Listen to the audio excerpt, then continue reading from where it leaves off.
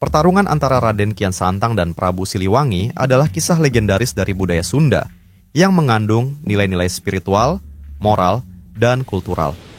Keduanya adalah tokoh yang sangat dihormati dalam sejarah dan mitologi Sunda.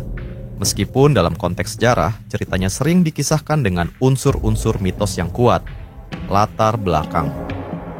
Prabu Siliwangi adalah raja besar dari kerajaan Pajajaran, seorang pemimpin yang adil, sakti, dan dihormati. Ia dikenal sebagai pemegang teguh kepercayaan Sunda Wiwitan, sebuah ajaran leluhur yang sangat dihormati oleh masyarakat Sunda. Raden Kian Santang, putra Prabu Siliwangi, adalah seorang pendekar sakti yang kemudian menjadi penyebar agama Islam di tanah Sunda.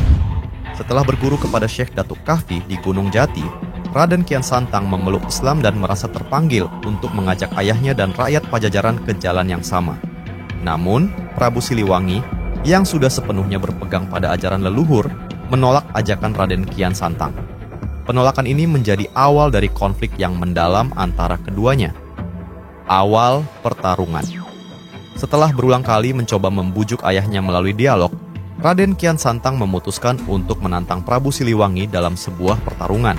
Tantangan ini bukan semata untuk menunjukkan kekuatan, tetapi sebagai cara untuk membuktikan kebenaran keyakinannya.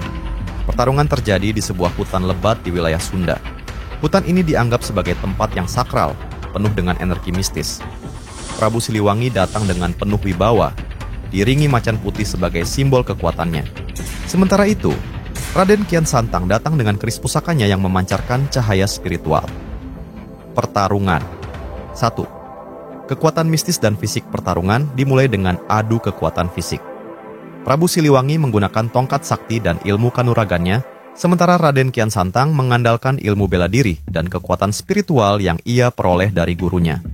Keduanya bertarung dengan sangat sengit, menimbulkan angin kencang dan getaran di hutan. 2. Adu ilmu kebatinan. Tidak hanya mengandalkan fisik, mereka juga saling menguji ilmu kebatinan.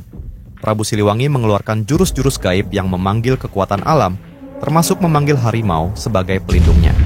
Di sisi lain, Raden Kian Santang menggunakan doa-doa dan zikir untuk mengatasi serangan ayahnya. 3. Pertarungan berimbang.